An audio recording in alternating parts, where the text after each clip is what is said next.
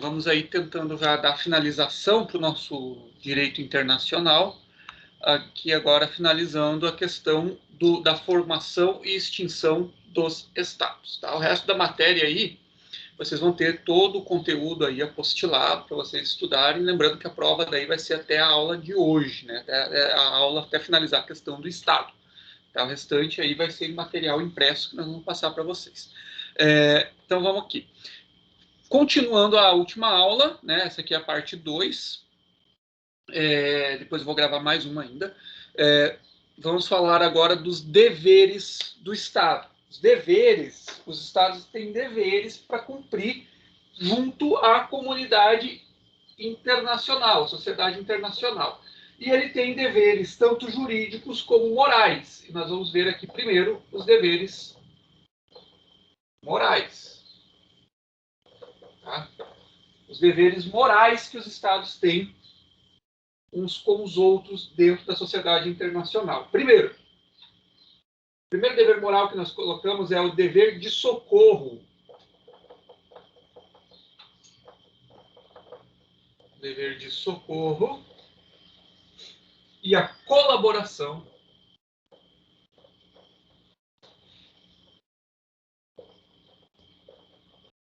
Dever de socorro e a colaboração por ocasião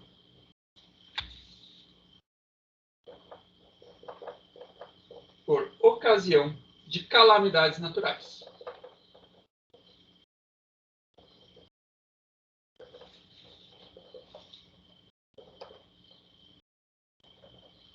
Né? E aqui, além das calamidades naturais, nós colocamos aqui, ó, inquietações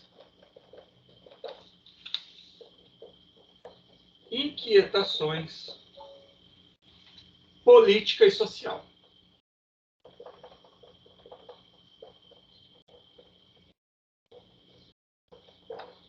Os melhores exemplos que me vêm na cabeça agora são os casos aí do Haiti e também o que aconteceu em Ruanda, em Timor-Leste. Né? Em Ruanda tem um filme muito bom que se chama Hotel Ruanda, se vocês puderem assistir esse filme. Quem sabe, né, no próximo semestre, se der certo meu grupo de estudos eu quero ampliar, além do grupo de estudos de livro, de documentários e filmes, né? Para a gente assistir alguns filmes documentários sobre o assunto. Tem um muito bom sobre o que aconteceu em Timor-Leste. Inclusive eu tenho o DVD dele, mas eu não sei se hoje em dia acho que ninguém mais tem nem aparelho, né, para rodar DVD. E tem esse filme Hotel Ruanda, que seria interessante a gente assistir. Mas enfim, voltando. No Haiti, vocês sabem, né? Aconteceram vários terremotos e tal. O Haiti é um caso interessante. Tanto calamidades naturais quanto sociais estão acontecendo lá. Inclusive, daí teve uma missão de paz da ONU, que o Brasil foi o líder dessa missão de paz, que tentou pacificar ali, trazer uma ordem ali para o local. Né? Aconteceu em Timor-Leste, aconteceu em países africanos também, que são esses problemas. Um grande terremoto, um furacão, um tsunami, um levante popular, alguma coisa assim, uma tentativa de invasão por outro país, daí vai lá, a ONU faz uma missão de paz, os países se juntam, fazem uma campanha de doação, levam voluntários, prestam ajuda militar, prestam ajuda ali de mantimentos, enfim. Esse é um dos deveres morais que os países têm dentro da sociedade internacional. Outro dever moral é os salvamentos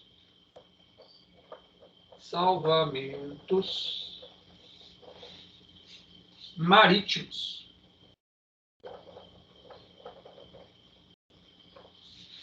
Em casos de sinistros.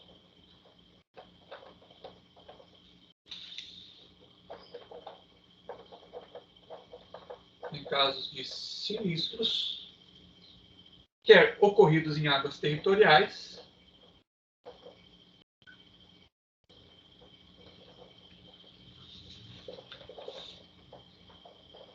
em águas territoriais,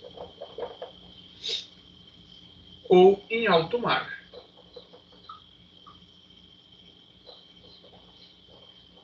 Isso aqui aconteceu com a Argentina, até recentemente, né? Alguns anos atrás, se vocês lembrarem aí, só um momentinho.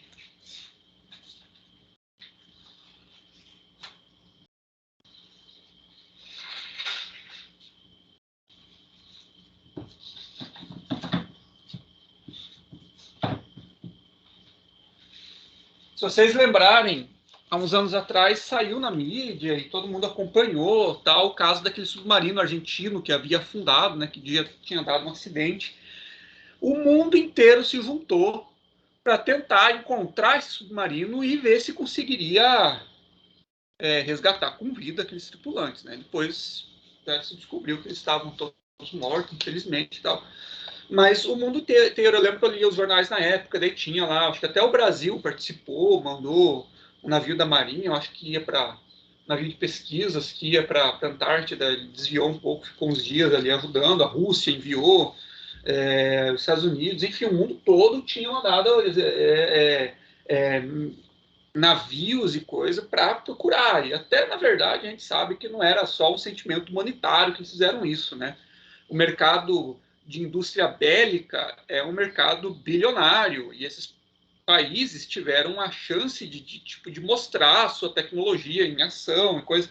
Quem achasse o navio provavelmente iria depois servir aquilo de propaganda. Olha só como é eficiente, né, o nosso sistema de busca, os nossos sonares, e, né, como o nosso exército é desenvolvido e tal, foi o primeiro a achar. É uma forma de propaganda também, né? Mas serviu como exemplo para isso aqui, ó. O mundo todo se juntou para procurar aquele navio, aquele submarino argentino que estava afundado. Né? É um exemplo. Abrigo concedido.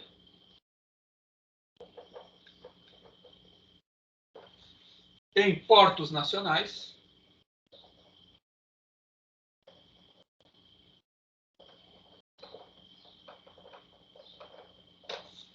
A navios estrangeiros.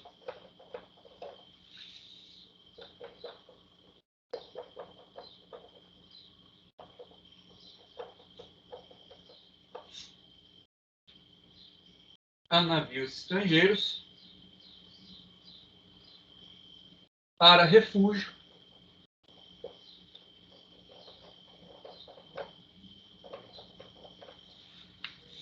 Contra tempestades.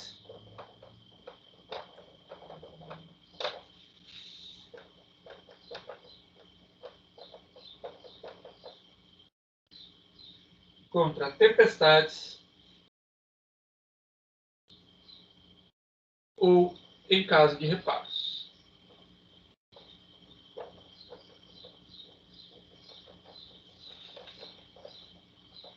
Tá? O navio está lá transitando, não é o destino dele tal país, mas tem ali a previsão de uma tempestade grande ou por algum motivo ele está precisando de um reparo urgente. Se entende de bom tom, se entende como um dever moral daquele país dar acesso, dar abrigo dos seus portos a esses navios estrangeiros para que eles ali façam seus reparos, para que eles ali busquem refúgio e se salvem ali da tempestade daquele período que estão passando. Tá? 4. Medidas sanitárias. Estabelecimento de medidas sanitárias e providências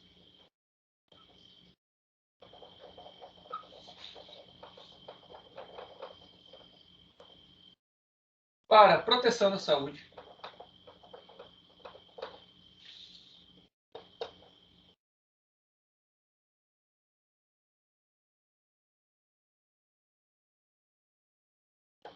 para a proteção da saúde, impedindo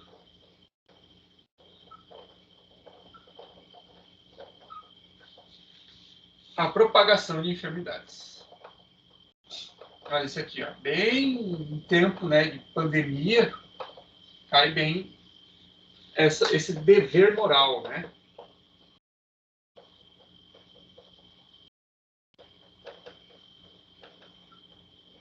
Em tempos de pandemia, se espera que os governos busquem, pelo menos, programas, né, planejamentos de não propagação dessa doença, né, mas medidas sanitárias que tentem evitar que essa doença se alastre. Certo? Continuando, ainda nos deveres morais.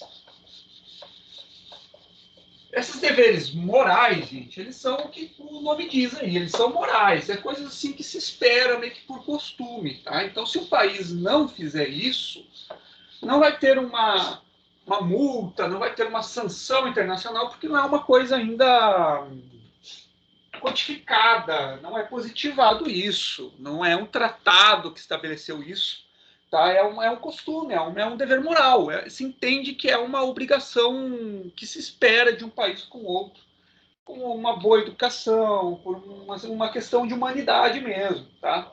Então, se caso o país não fizer isso, ele vai ficar mal visto na comunidade internacional, na sociedade internacional, ele vai ser visto como um pária, vai diminuir o acesso dele, o diálogo, mas não vai ter uma sanção, não tem uma coisa posta ali pela norma de direito internacional contra isso, tá? É como o próprio nome diz, ele é moral, certo? Outro dever moral que a gente pode listar aí é o seguinte: assistência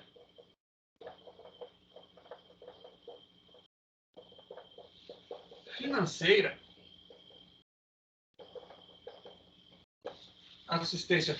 aos estados subdesenvolvidos,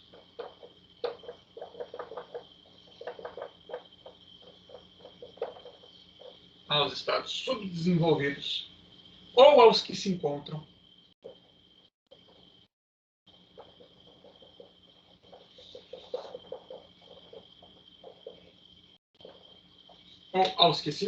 em situação econômica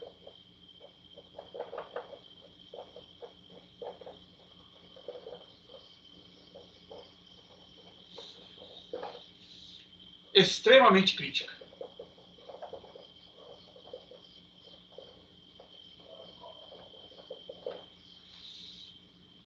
Aqui, de novo, o caso do Haiti, né? O Haiti já pode até ser considerado um estado falido, né? O país ali está sobrevivendo às custas de ajuda internacional.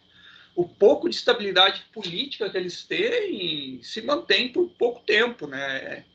É até recente o caso aí do pessoal lá que invadiu a casa do presidente e matou o presidente, né? Então, ali é uma situação de calamidades naturais que acontecem, tanto sociais e políticas, né?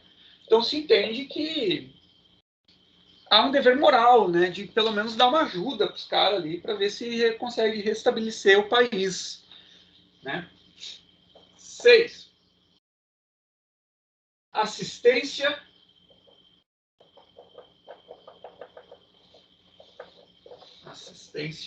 e cooperação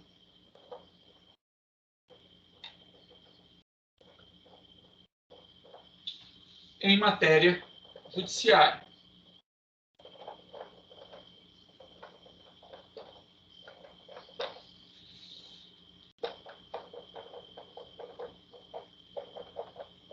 Em matéria judiciária, tanto civil como criminal,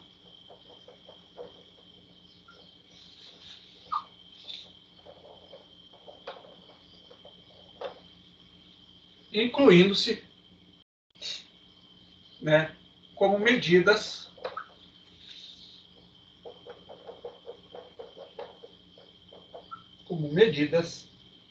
de ação social contra o crime. Isso aqui, ó, são aquelas... Um exemplo seria a Interpol, né? Você já deve ter ouvido nos filmes, né? As coisas da Interpol. O que é a Interpol? A Interpol é tipo uma polícia internacional, que é uma colaboração, né, de cada país ali, que vai divulgando dados, mandados de prisão, jogando ali situações, investigações entre as polícias dos outros países, porque não tem polícia internacional. O que você tem essa Interpol é tipo uma associação, como se fosse um tratado, coisa entre os vários países, para que as polícias nacionais, né, as polícias de cada país, atuem conjuntamente, colaborativamente, para tentar suprimir esses crimes aí que atingem uma proporção internacional, como tráfico de drogas, tráfico de pessoas, crime organizado, esse tipo de coisa. E você tem medidas da ONU já de tentar fazer codificações e tal de direito internacional, e aqui também vai para a seara tanto civil como criminal. Você tem comércio internacional, você tem ações de indenização internacional, você tem o Tribunal Penal Internacional, e você tem esses crimes que são transnacionais, né? Crimes que são cometidos de um país para o outro e tal, e que precisa de uma colaboração entre as nações para que tenha o combate delas, tá? E tanto de ações sociais, não só de combater com polícia, mas também de fazer ações. Porque muitas vezes, como que eu combato, como que às vezes eu vou acabar com o crime? Dando condições de vida para a população. Né? Então você tem que, às vezes, fazer uma ação social para combater o crime, não só jogar polícia lá. Né? Mas, enfim, é um dever moral entre as nações aí colaborarem entre si para resolver essa questão jurídica aí. Tá? Apoio em questões humanitárias.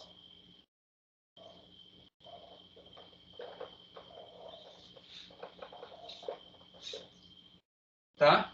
Em tempo de paz ou de guerra.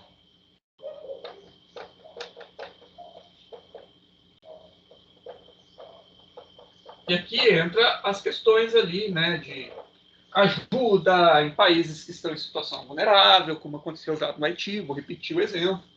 Né, ações como, por exemplo, ali que está acontecendo na Síria, né, de mandar lá a Cruz Vermelha, de mandar Médicos Sem Fronteira, missões de paz, observadores internacionais, ações de países ali da fronteira para receber refugiados, criar campos de refugiados, enfim, são essas ações humanitárias aí, tanto em tempo de paz como em guerra. É um dever moral entre as nações fazer essa prestação desses serviços aí, desses apoios, tá?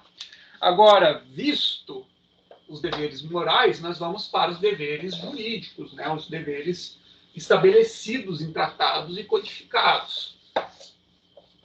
E aí, como o nome diz, aí nós vamos arrolar eles, porque daí nós precisaríamos de várias e várias aulas para falar sobre todos os tratados existentes, e nós vamos já falar que os deveres jurídicos são esses estabelecidos mesmo, né? Deveres jurídicos. Os deveres jurídicos, então, eles são o quê? Convenções internacionais concluídas entre Estados.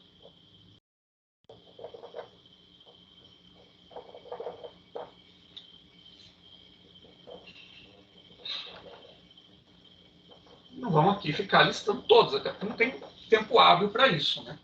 Concluídas entre os Estados.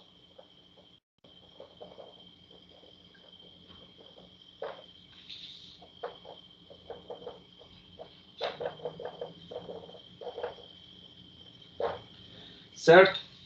Ó, aqui daí muda a figura. Nos deveres morais, eu não tenho responsabilidade social se eu não fizer. Tá? Agora aqui tem, vou trocar a cor aqui, ó. Sob pena de responsabilização internacional. O cara pode responder internacionalmente se descumprir suas obrigações jurídicas.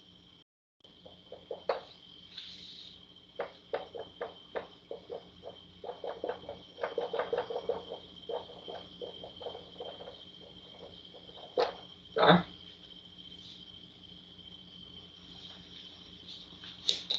Beleza? Simples. Deveres jurídicos é o que foi convencionado em tratado, em acordos, né, em convenções.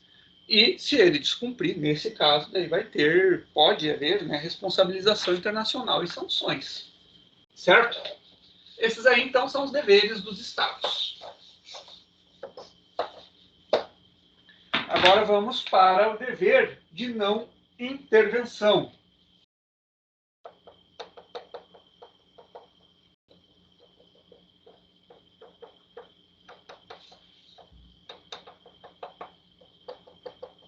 Isso aqui não é muito respeitado, né? Temos vários exemplos aí na história de descumprimento desse dever. Às vezes até é meio camuflado, né? Mas, olha só, é a obrigação de todo e qualquer Estado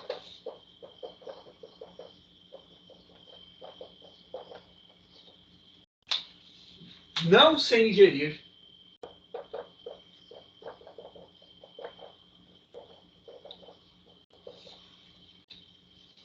indevidamente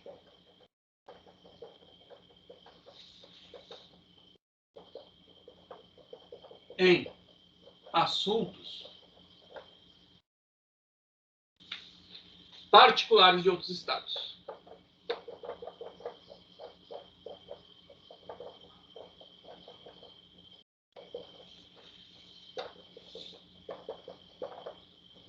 Certo? Para prevalecer sua vontade.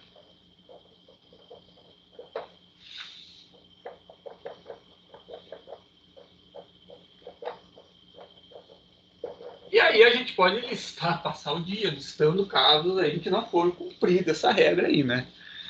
Estados Unidos, então, vixi, né? Ele tem tanto intervenções diretas como indiretas, né? Mascaradas ali, camufladas na política de outros países. Mas, né, seria outra aula isso, né? Onde que está esse dever aí, professor? Onde que nós encontramos isso? Nós encontramos no artigo 19 da Carta da OEA.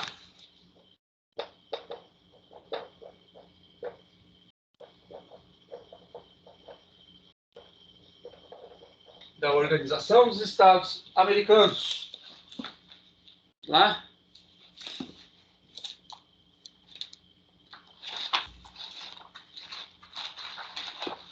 Olha só.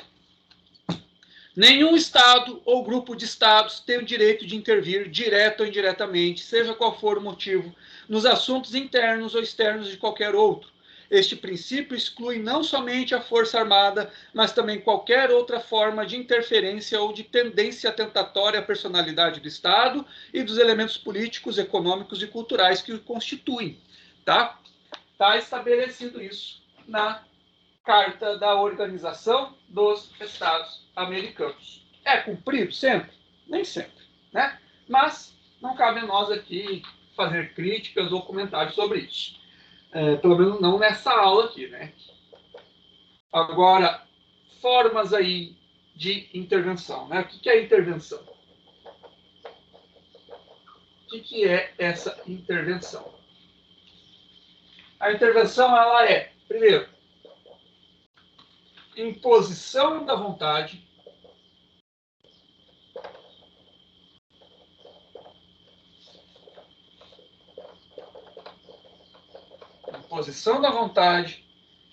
de determinado Estado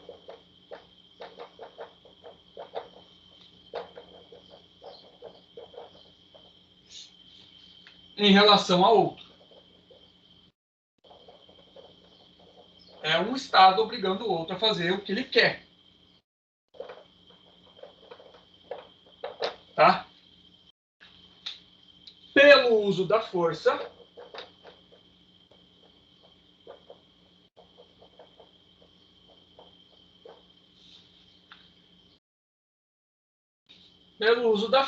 e essa força é material ou moral, né?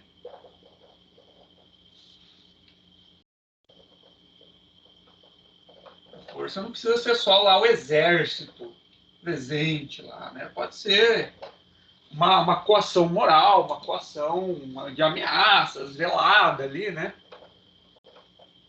cobrança, né, de dívidas, de coisas. A ingerência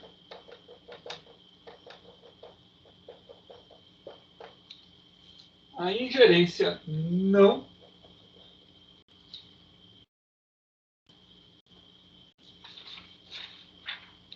solicitada pelo Estado interessado.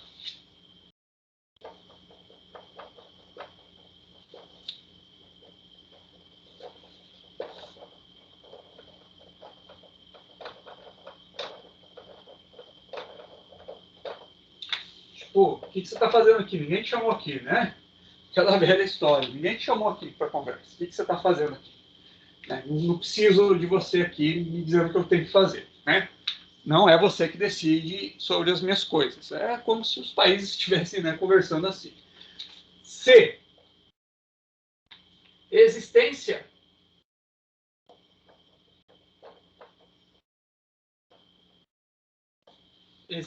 de uma vontade impositiva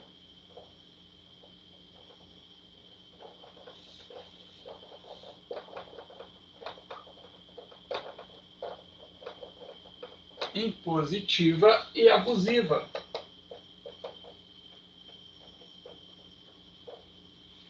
Estranha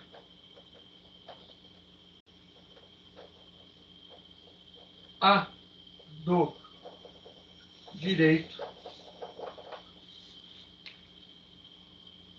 a do Estado, quer dizer, a do Estado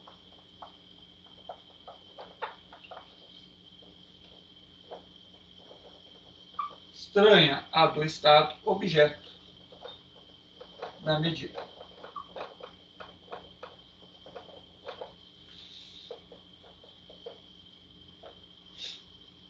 E sem aceitação.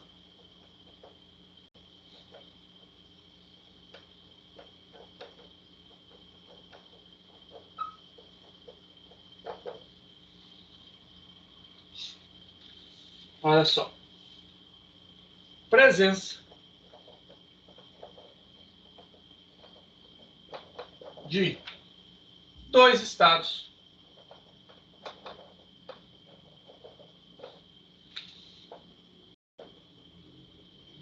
soberanos em conflito. Tá? Isso tudo é a intervenção. Tá? Olha só. Primeiro, imposição da vontade de determinado Estado em relação ao outro. Eu quero que você... Isso acontecia muito na Guerra Fria, né? Eu quero que você seja aliado do bloco socialista ou capitalista, né? Daí, às vezes, até planejava um golpe, como aconteceu aqui na América Latina, né? Os golpes militares sucessivos que aconteceram em países latino-americanos foram todos planejados e apoiados pelos Estados Unidos, né? Assim como também tinha tentativas de golpe e intervenção da União Soviética aqui. Não vamos ser inocentes também, né? A ingerência não solicitada pelo Estado interessado, né? Ou seja, aquele Estado está sempre lá tentando mandar, tentando fazer valer a vontade dele no outro. Existência de uma vontade impositiva e abusiva, estranha do Estado objeto da medida e sem aceitação dele. Há uma imposição de colocar uma base militar naquele território, fazer valer uma pena ou uma determinada lei que vai favorecer de comércio para outro Estado e o outro não quer. E a presença de dois Estados soberanos em conflito ali, que também é uma intervenção, né? Um tentando invadir o outro, um tentando fazer valer a vontade dele naquele território. Né? Agora, nós temos exceções à não intervenção, tá? Porque também nós não podemos aceitar que Estados façam o que quiserem, né? A sociedade internacional não pode aceitar que Estados ajam e façam do jeito que quiserem as coisas. Você tem ali deveres morais, você tem uma obrigação junto à sociedade internacional. Nós temos exceções à não intervenção. Quais são elas? Exceções à não intervenção. Quando que vai ser permitida a intervenção? exceções à não intervenção. Primeiro, intervenção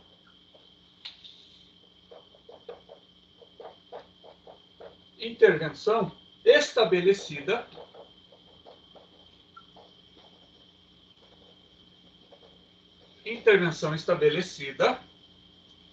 em nome do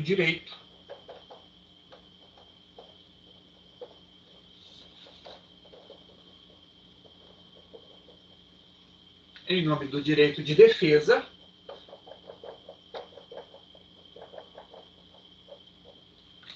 e conservação do Estado.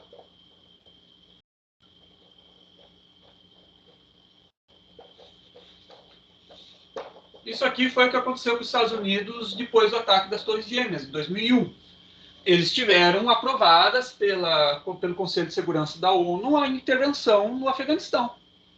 Porque eles sofreram um ataque dentro do seu território contra civis pelo governo lá do Afeganistão, que era controlado pelo Talibã na época, né? E eles estavam prometendo outros ataques. Então, em retaliação, em defesa, eles fizeram intervenção lá, né, e tiraram o Talibã do governo e tal, ficaram 20 anos lá para agora o Talibã voltar.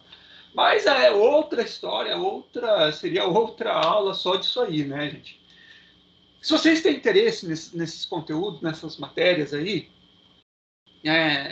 recomendo grandemente, enormemente, vocês assistirem um canal no YouTube chamado Professor Rock.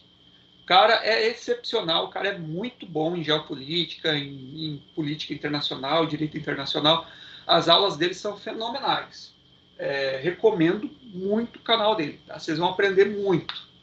E até se inscrevam, assistam, porque esse tipo de conteúdo no YouTube tem que ser assistido, tem que ser compartilhado, tem que ser recomendado. Tem que fazer valer crescer isso aí. Pessoas que se prestam a ficar dando aula, conteúdo bom para as pessoas de graça no YouTube, são heróis, né? E tem que ser valorizados. Mas vamos lá. Outra forma de intervenção permitida, né, que é a exceção na intervenção, é aquela que tem a finalidade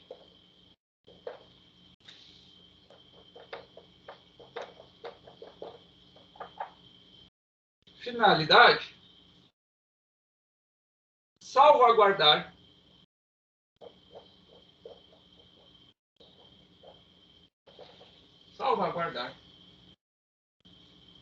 a segurança coletiva.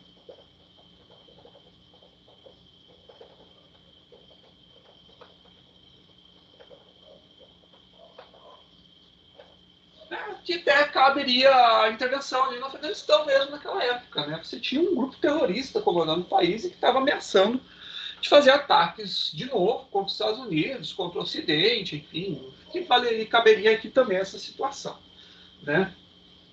E por último, realizada em prol, né, intervenção que foi feita recentemente contra o Estado Islâmico, que estava tomando territórios, tentando fazer o califado, enfim, né? As realizadas em prol da proteção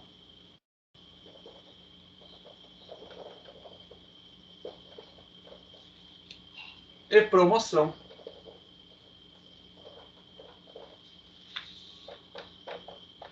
de direitos humanos. E aqui as intervenções que foram feitas, né, que eu lembro, que eu acho que teve participação no Brasil, Timor-Leste e o Haiti.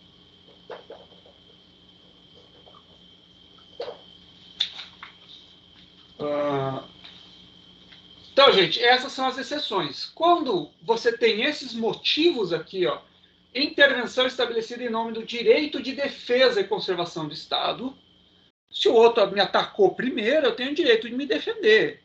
Eu não vou poder não invadir lá ou não retaliar, porque não é o princípio da não intervenção.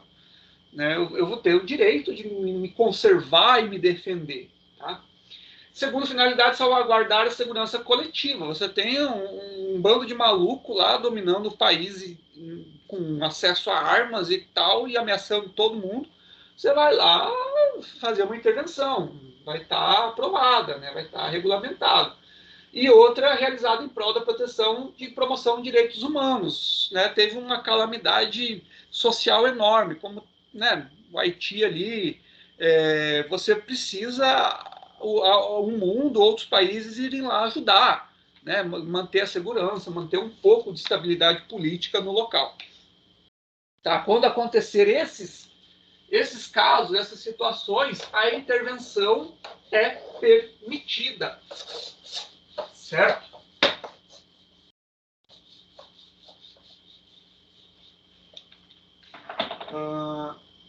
Agora, responsabilidade internacional dos Estados.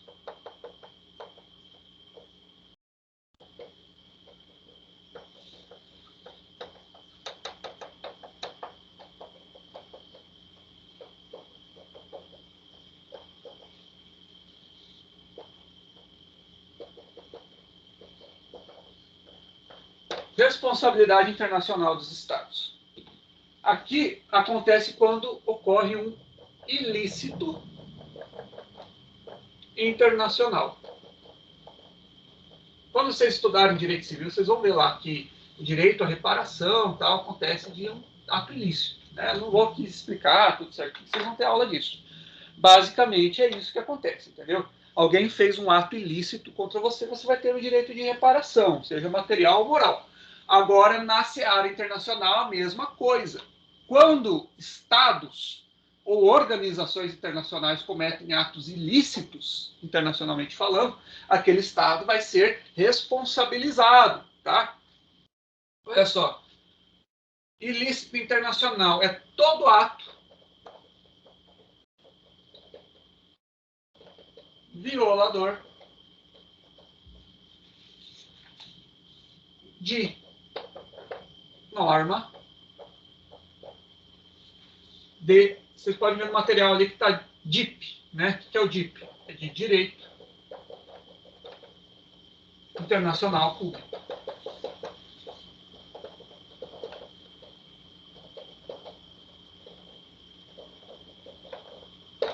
Tá? Todo ato violador de uma norma de direito internacional público gera a responsabilização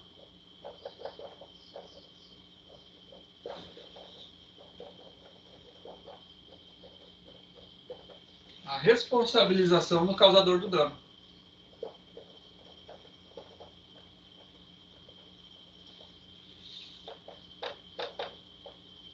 Certo? Em relação daí ao Estado contra o qual o ilícito foi cometido. Né? Mas a gente pode resumir assim. É o seguinte, eu como Estado fiz um ato ilícito em relação a outro Estado, eu vou ser responsabilizado na seara internacional. Né? Ou então eu fiz um ato contra outros Estados, né? Não observei bem as normas de segurança ou de ambientais e despejei detritos químicos dentro do oceano e causei um desastre ambiental, vou ser responsabilizado. Fiz testes nucleares no oceano não permitidos e causei um desastre também, vou ser responsabilizado. Tá? Isso aí é o que acontece quando se comete um ato ilícito na seara internacional. Na seara interna, né, civil também, da mesma forma. Tá? Olha só, o que é essa responsabilidade internacional? Responsabilidade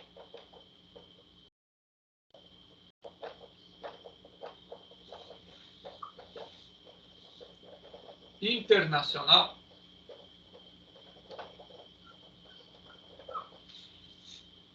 do Estado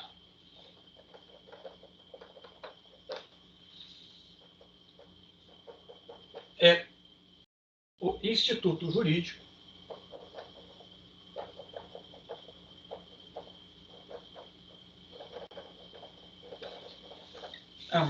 jurídico que visa responsabilizar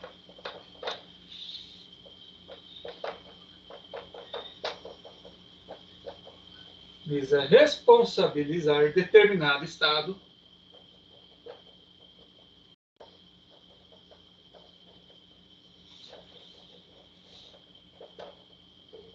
determinado Estado pela prática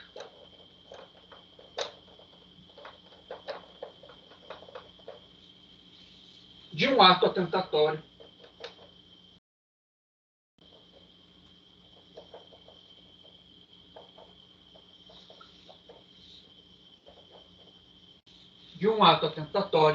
ao direito internacional.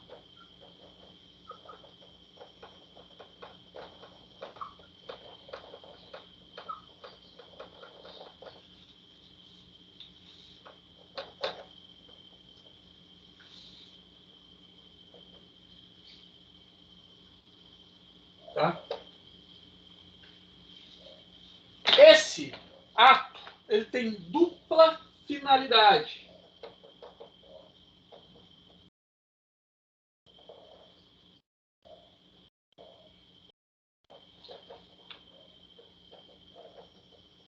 Tem dupla finalidade, ele tem duas intenções. Tá? Primeiro, visa coagir psicologicamente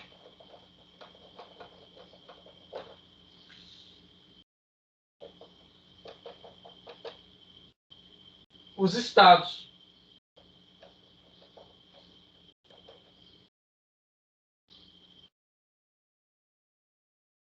para que não deixem de cumprir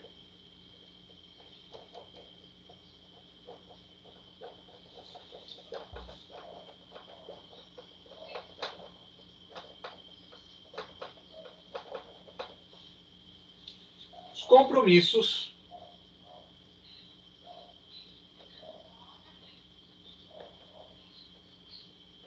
internacionais.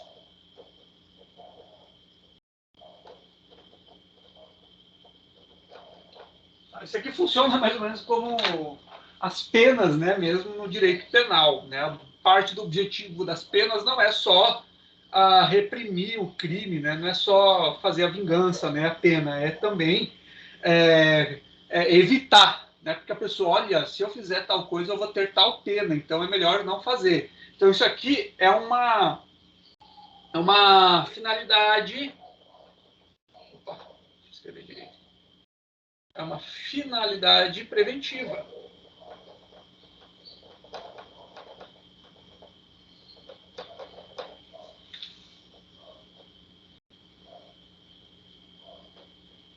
Certo? Aqui tem a intenção final de tem um objetivo final de prevenir, coagir, né, psicologicamente a não cometer o ilícito antes de cometer ele. Né? E daí, em segundo lugar, nós temos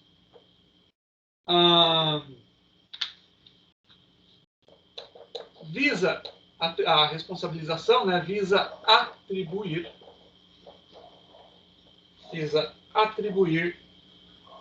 ao Estado que sofreu o prejuízo, ao Estado prejudicado pelo ato ilícito,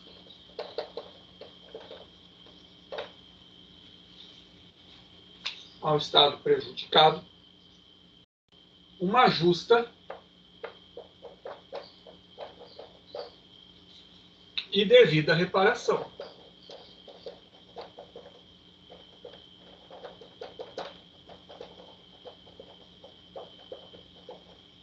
Tá? Aqui daí já tem a finalidade repressiva.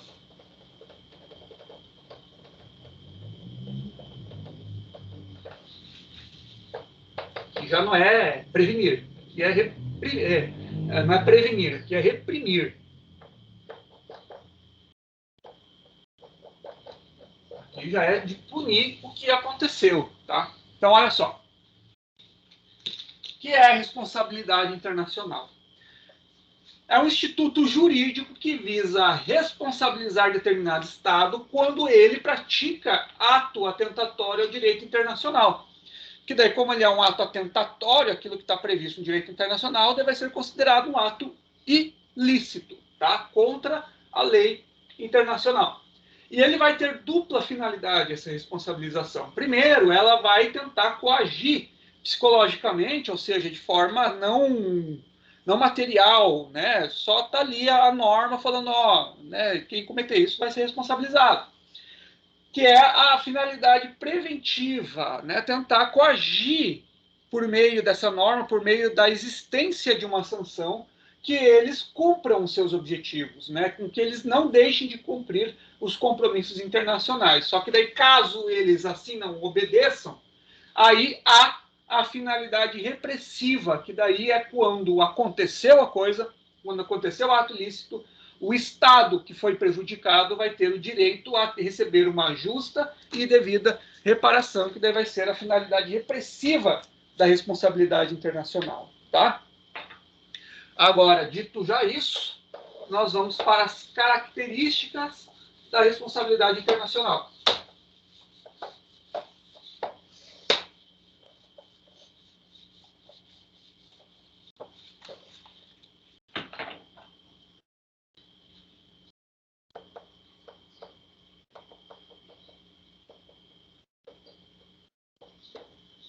Características da responsabilidade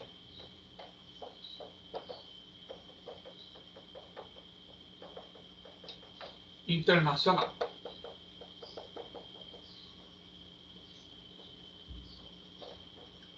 Certo?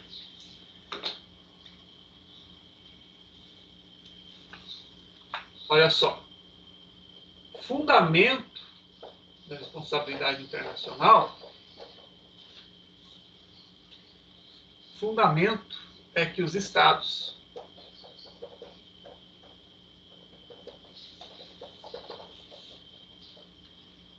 estão vinculados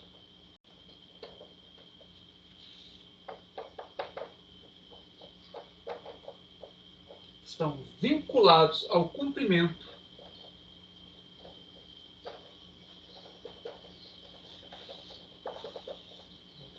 daquilo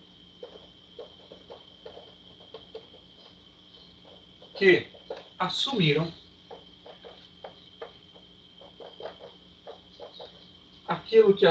no cenário internacional.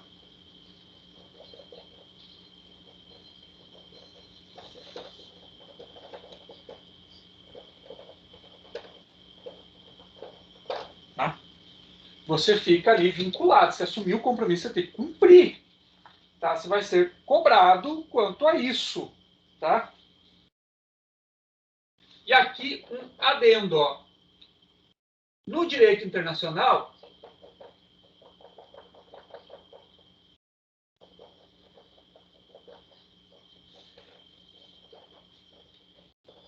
praticamente,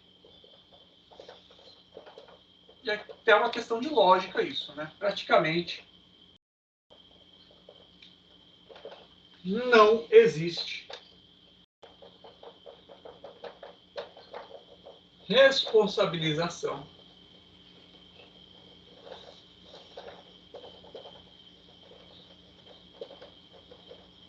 penal. Ela existe. Estou falando que ela praticamente não existe. Tá? É muito difícil acontecer uma responsabilização penal no direito internacional. Tá? Porque, na maior parte das vezes, nós estamos falando de estados, de relações entre estados, entre governos. E você não tem como prender o governo, você não tem como prender o país, você não tem como prender o Brasil, como prender a Bolívia.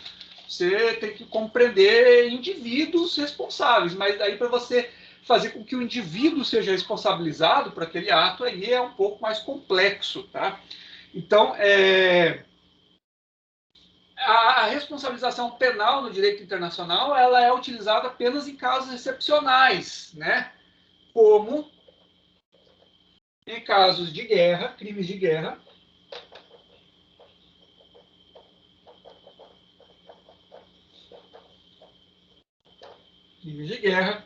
contra a humanidade,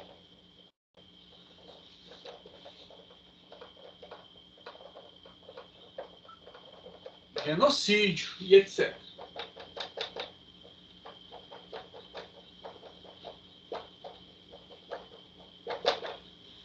Isso aqui é interessante para vocês estudarem ou lerem ou né, ou correrem atrás para verem, sobre o julgamento de Nuremberg, que foi o pontapé inicial para essa questão de o que é um crime contra a humanidade, o que é um genocídio, que foi o julgamento depois da Segunda Guerra Mundial em que se foi responsabilizado os oficiais nazistas, tá? Tem filmes, tem documentários, tem livros sobre o assunto. Se vocês procurarem aí na internet, vocês vão achar. Quem lembra, quem fez da primeira turma, né, quem é do quarto semestre agora, começou desde o início, lembra que em História do Direito nós vimos esse filme no final do curso de História do Direito, né, o julgamento de Nuremberg. Então, gente, essa aí é características da responsabilidade internacional.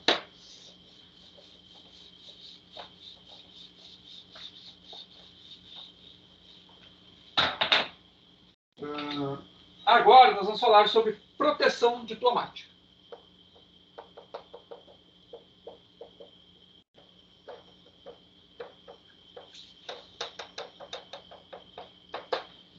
Proteção diplomática. Por quê? Aqui nós temos que falar o seguinte: a responsabilidade internacional,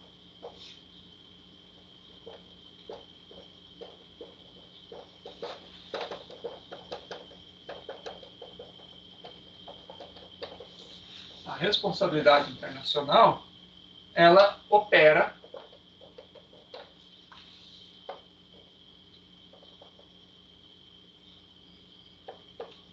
de Estado para Estado.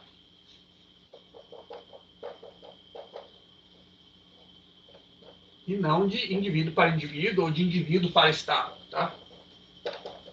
É de Estado para Estado, tá?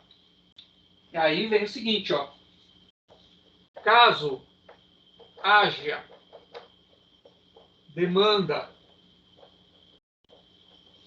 de um indivíduo contra determinado Estado,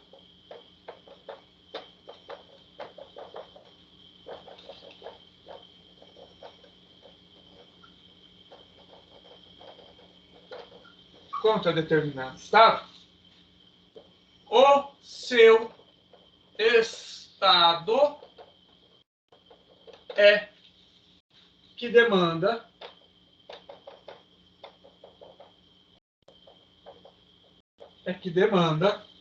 o Estado que teria cometido o ato ilícito.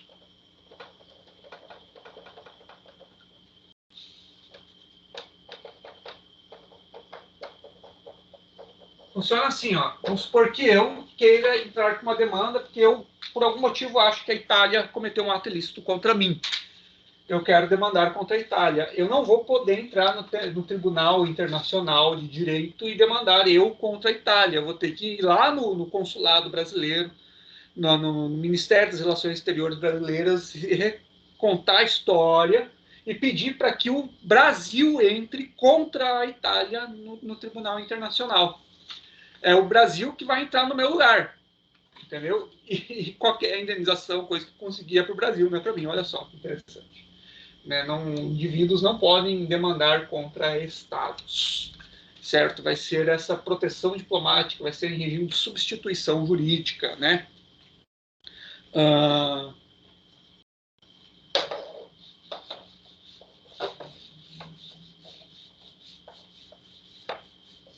O indivíduo só pode ser sujeito passivo de demandas internacionais, como a gente acabou de falar aí, ó.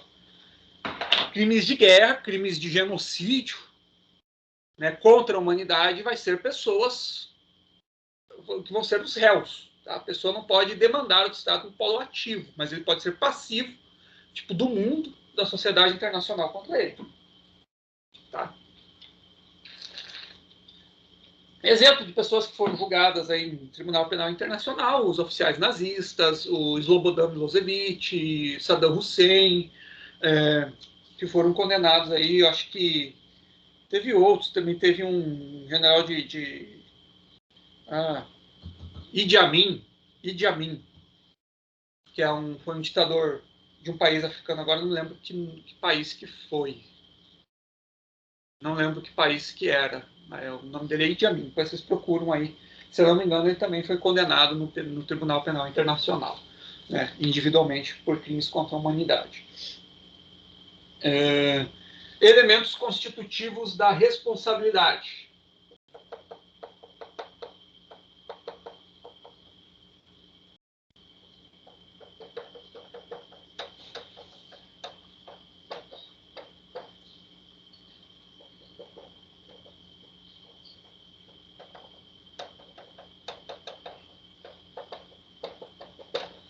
Elementos constitutivos da responsabilidade. Aqui nós temos 3 elementos.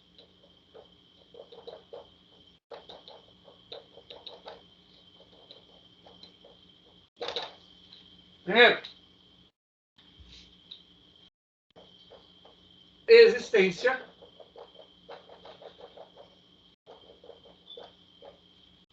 de um ato ilícito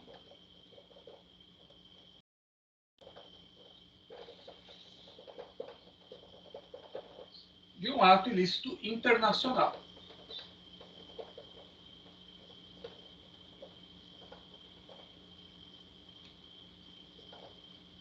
Tá? De um ato ilícito internacional. Ficou bem mal escrito ali, mas tá bom.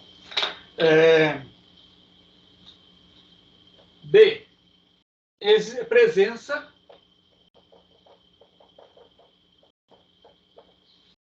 da imputabilidade.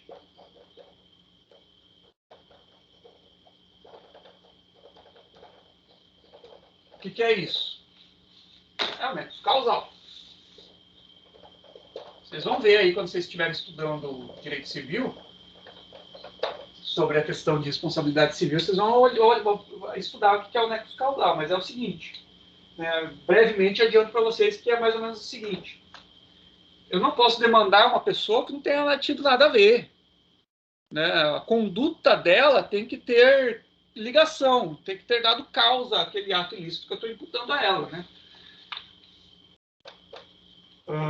A existência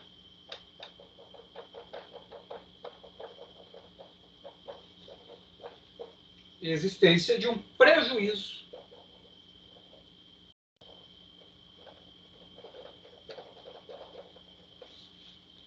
ou um dano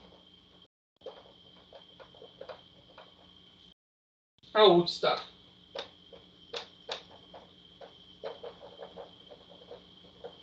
Eu não vou poder demandar se eu não tiver sofrido nada, né?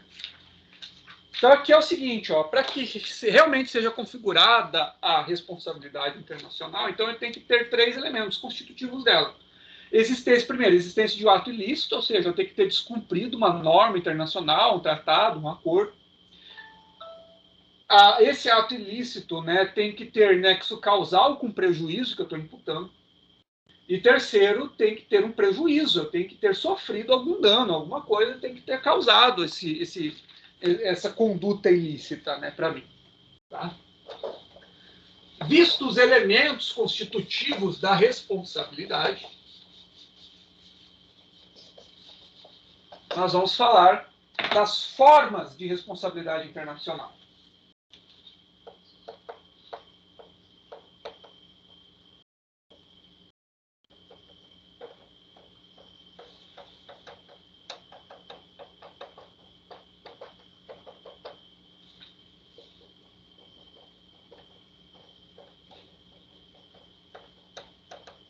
Das formas de responsabilidade internacional. Primeiro, nós temos a responsabilidade direta.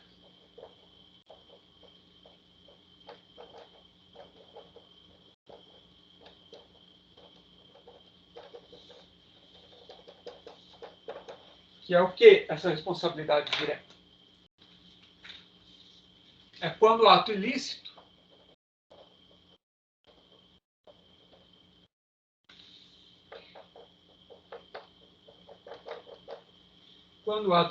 for praticado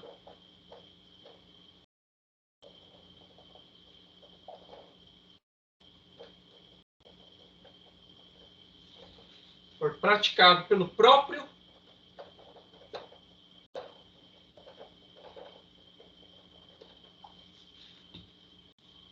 governo estatal, por órgão governamental,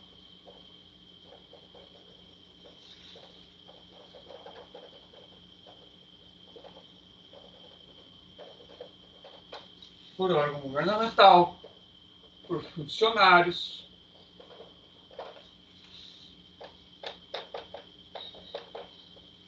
do governo,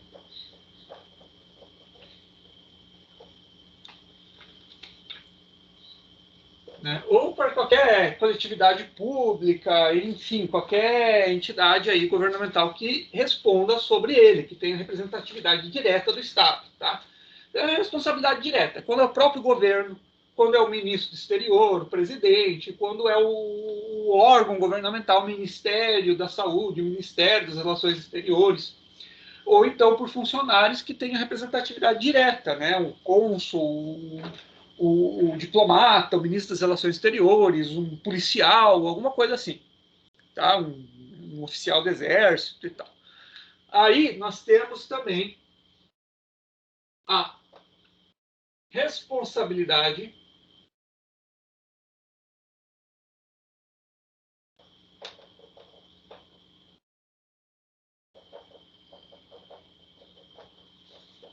responsabilidade por comissão e por omissão. Isso aqui o próprio nome já diz, tá? Não demanda muita explicação, porque é só você ler o nome que você já vê. Comissão é o quê? É uma ação. Comissão é quando eu ajo. É quando eu faço uma ação e essa ação resulta em um dano. E omissão é omissão, quando eu me omito. Eu tenho o dever de agir e me omito sobre ele. Também pode ter responsabilidade sobre isso. Tá? E a C é a responsabilidade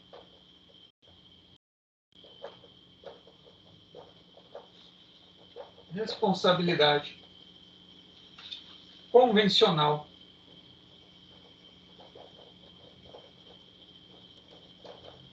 e delituosa. Tá?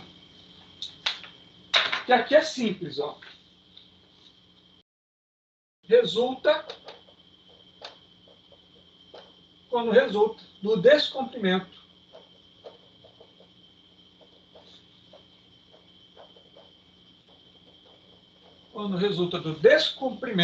ou da violação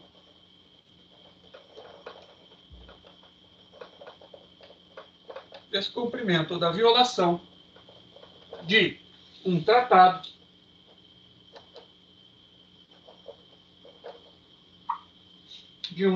internacional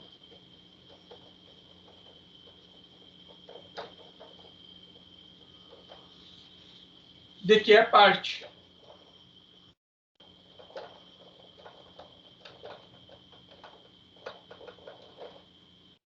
este Estado.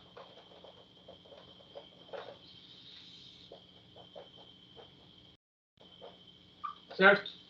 É isso aí, ó. Quando ele assumiu determinada obrigação por norma objetiva, jurídica, de direito internacional, um tratado, uma convenção, e ele descumpre esse tratado, tá? Essa aí é a convencional.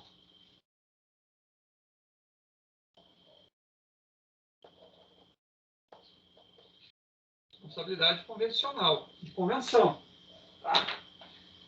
Agora, nós temos aí outra responsabilidade aqui, que é a seguinte.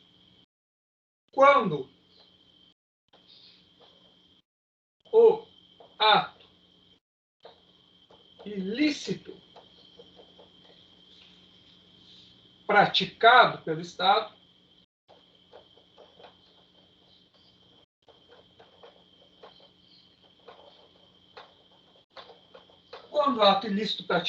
Estado se der em violação, se der em violação de uma norma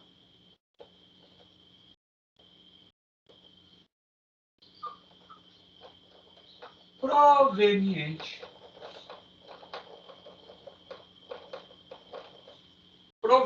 do direito costumeiro internacional.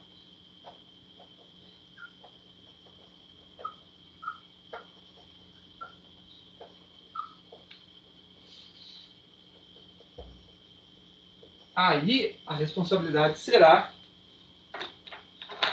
delituosa.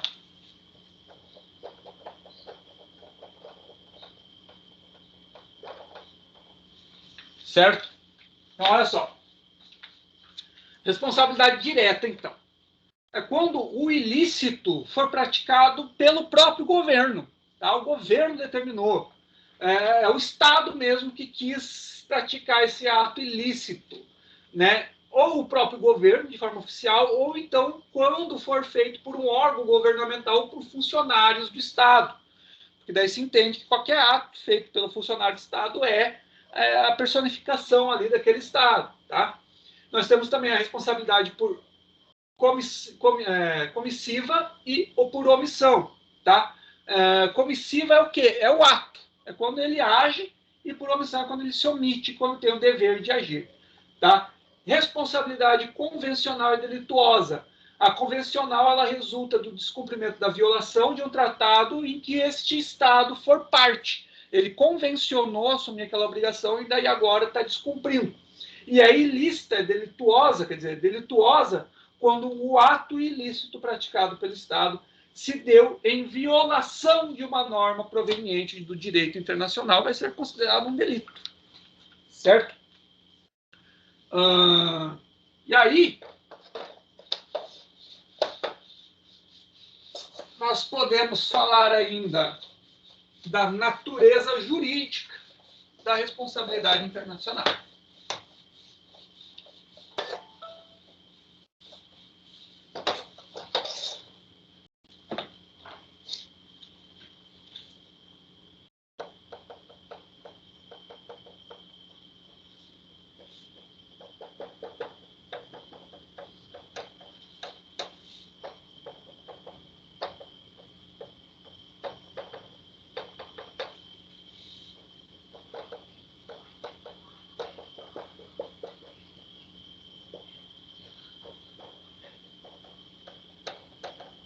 Responsabilidade jurídica, natureza jurídica da responsabilidade internacional.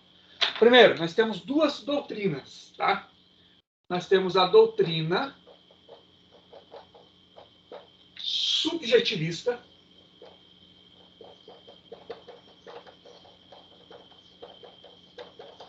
essa doutrina subjetivista vai falar o quê? Que a responsabilidade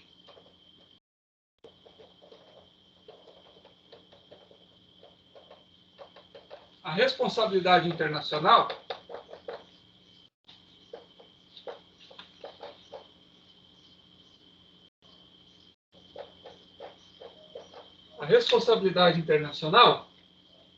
deve derivar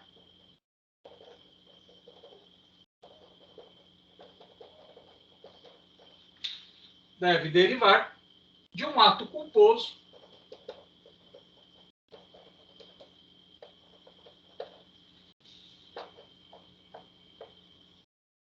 do Estado doloso.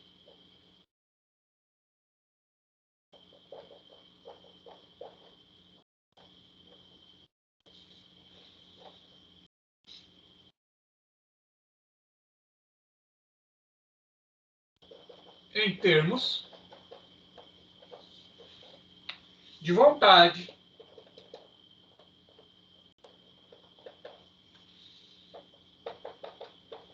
de praticar o ato ou evento danoso.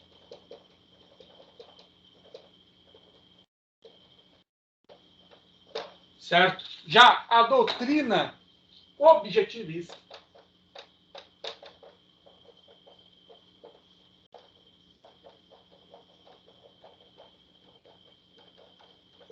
doutrina objetivista fala o seguinte: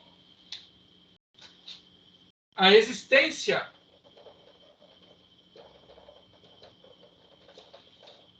de responsabilidade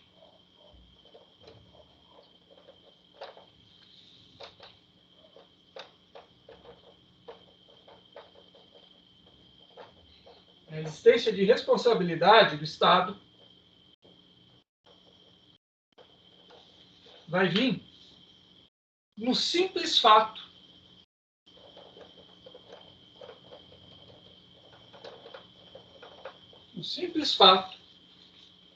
de ter ele violado uma norma internacional.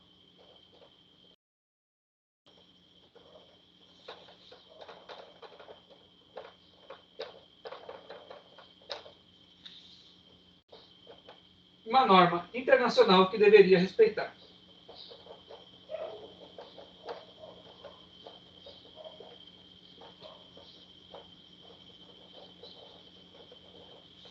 Certo? Não se preocupando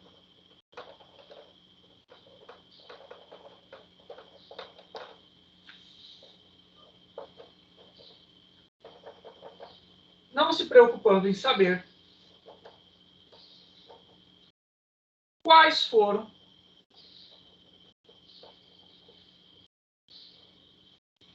os motivos ou os fatos que o levaram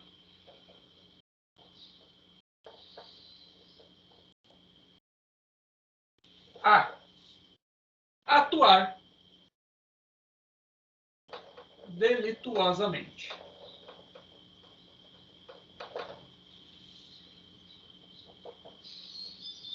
Isso aqui vocês vão entender bem quando vocês estiverem estudando direito civil, responsabilidade e tal, e quando vocês forem estudar defesa do consumidor, Código de Defesa do Consumidor, né? Por quê? Porque quando vocês estiverem estudando isso, vocês vão ver lá a responsabilidade subjetiva, responsabilidade objetiva, mas já vou adiantando para vocês. No direito internacional também já tem esse tipo de visão. A doutrina subjetivista, ela defende que a responsabilidade internacional do Estado somente pode ocorrer quando o ato ilícito, quando o ato culposo do Estado for doloso, tá? Ou seja, quando o Estado teve intenção de praticar um ato ilícito, teve intenção de causar dano, tá?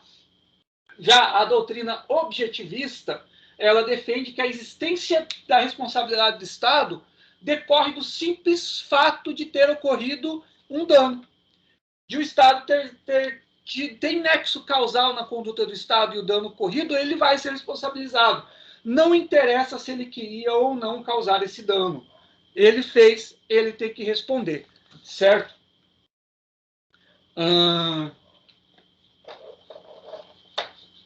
E aí, no direito internacional, ocorre uma interpretação diversa da maior parte da doutrina do direito interno. Tá?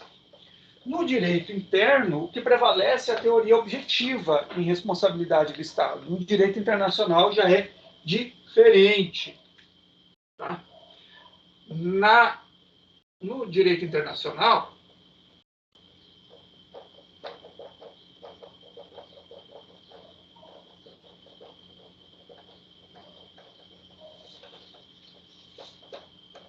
prevalece a teoria subjetivista.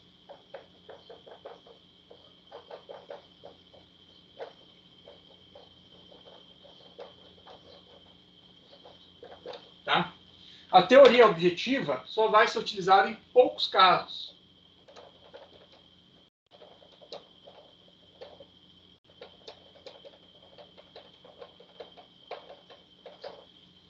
É exceção.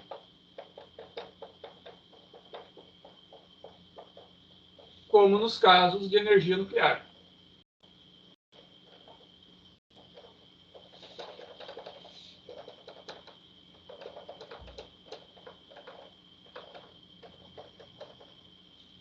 envolvendo uma situação com testes nucleares, energia nuclear, ocorrendo dano, não vai se perguntar se o Estado teve a intenção ou não. Ele vai ser responsabilizado e ponto.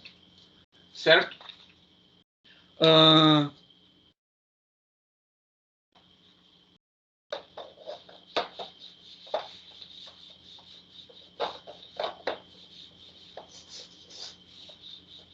Agora, nós vamos falar dos órgãos internos e a responsabilidade internacional.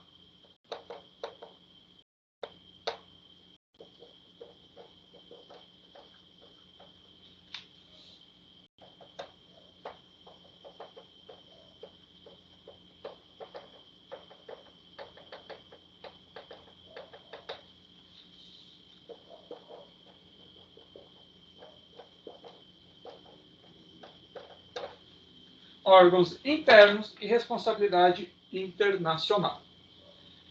Primeiro, atos do executivo. Atos do executivo.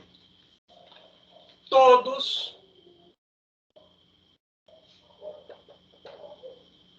os atos ilícitos internacionais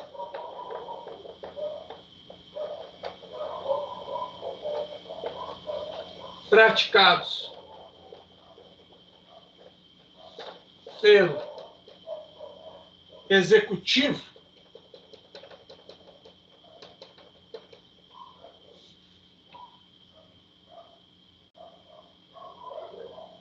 são geradores de responsabilidade.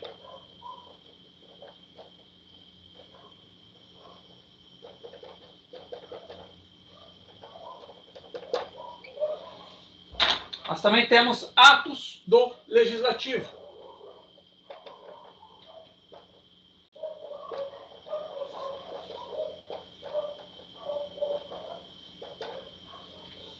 Os atos do legislativo,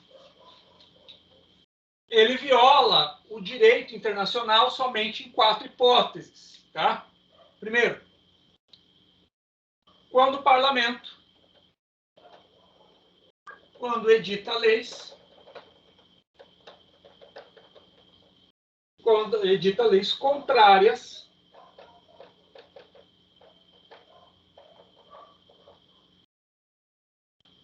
ao conteúdo de tratados internacionais.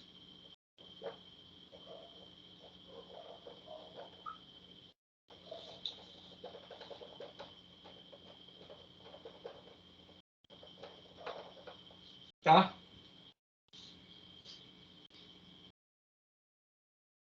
Dois.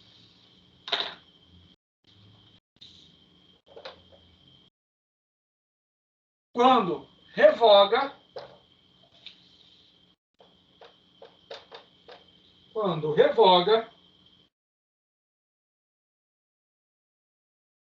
lei necessária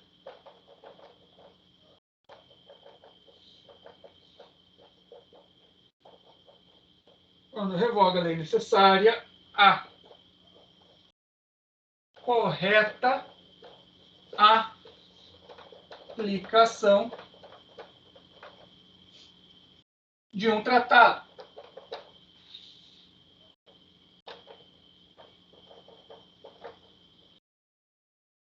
Tá? De um tratado.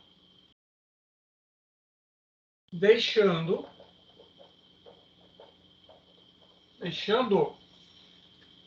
inoperável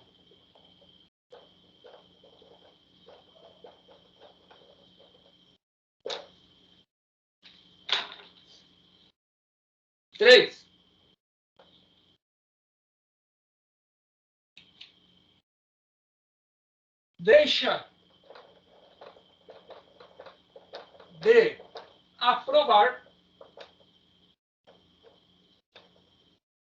Deixa de aprovar legislação necessária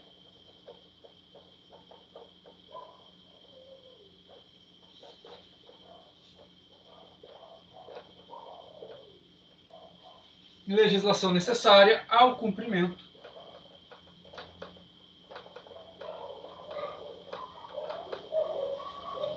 do tratado ratificado.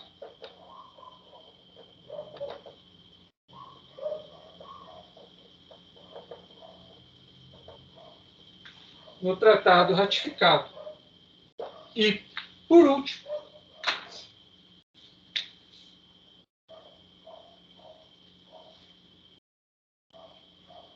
deixe de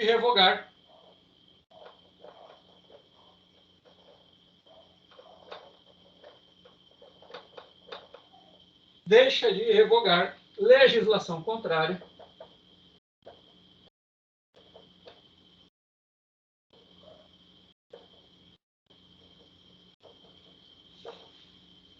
ao conteúdo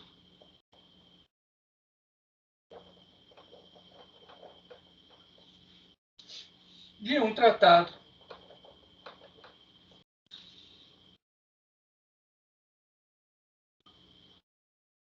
em vigor no Estado. Olha só. Que é o seguinte, ó. Tem mais, mas como o quadro aqui já tampou, né? Como que funciona? Ó? Os órgãos internos de um Estado, executivo, legislativo, judiciário, como é que funciona a responsabilidade internacional por atos praticados por esses órgãos internos. Quanto ao executivo, se entende que todos os atos ilícitos internacionais praticados pelo executivo vão ser geradores de responsabilidade, porque o executivo é o poder de Estado e o poder político, né? O presidente, por exemplo, no regime presidencialista no Brasil, o presidente ele detém tanto o poder político como o poder de Estado, tá? Em outros, no regime parlamentarista, por exemplo, você vai ter o primeiro-ministro, que tem o poder político, e o rei ou o presidente, que detém o poder de Estado, mas eles dois são um executivo, né? Então, todos os atos deles vão ser geradores de responsabilidade. Já o legislativo só vai gerar responsabilidade, os atos do legislativo, nessas 4 hipóteses aqui, ó. Quando o legislativo edita lei contrária ao tratado internacional, que daí está violando a própria norma que o Estado se comprometeu a observar. 2, quando ele revoga a lei necessária à aplicação de um tratado, tornando esse tratado que o próprio Estado se comprometeu a observar inoperável. 3, quando ele deixa de aprovar a legislação necessária ao cumprimento do tratado, ou seja, quando o tratado precisa de uma lei para que ele seja posto em prática, o legislativo nunca faz essa lei. E 4, quando ele deixa de revogar legislação interna que é contrária ao tratado que esse Estado ratificou e se comprometeu a observar. Tá? Nessas 4 situações, daí vai gerar responsabilização internacional do Estado por ato do seu poder legislativo.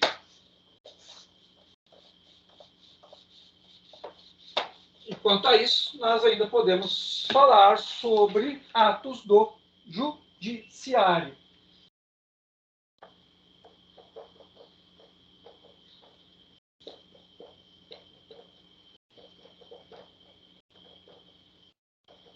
Atos do judiciário. Olha só. Isso aqui, ó, nós podemos falar o seguinte, que é dever dos juízes, né, dos juízos,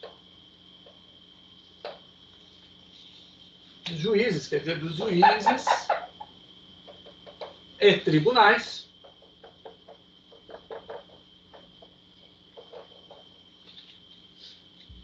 assumir a aplicação das normas internacionais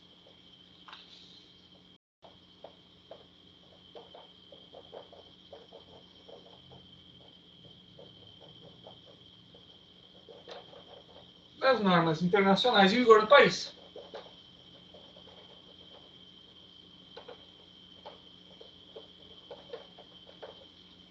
Tá? Então, o Poder Judiciário ele tem a obrigação de observar esses atos internacionais aí que o Estado ratificou, que se comprometeu a observar. Tá? Se ele não fizer isso, ele vai responsabilizar internacionalmente. Daí, por último, nós temos aqui os atos dos indivíduos, porque o indivíduo também, o indivíduo nacional também pode gerar responsabilidade internacional, como alguns casos aí que a gente já viu, mas vamos reforçar aqui.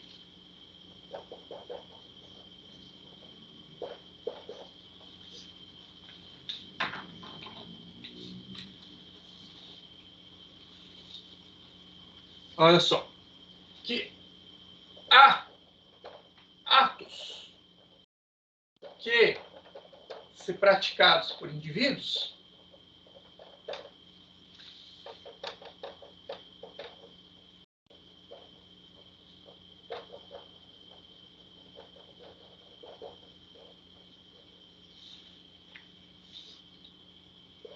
podem gerar responsabilização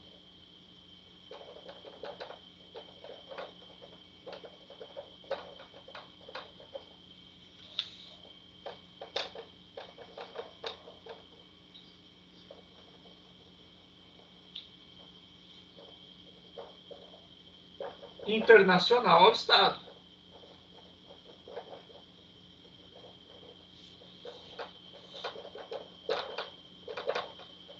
Como crimes de guerra, como crimes contra a humanidade, nesses tipos de situações aí, tá?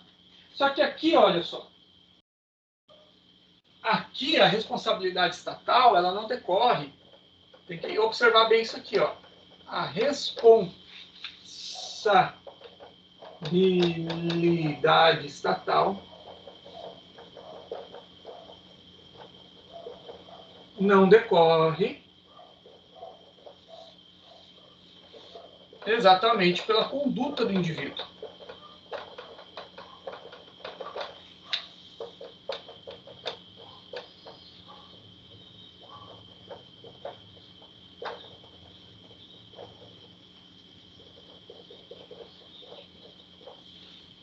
Mas pela omissão do Estado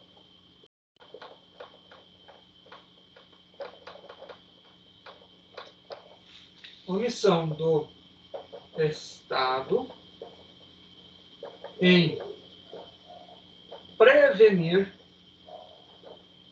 ou reprimir essa conduta.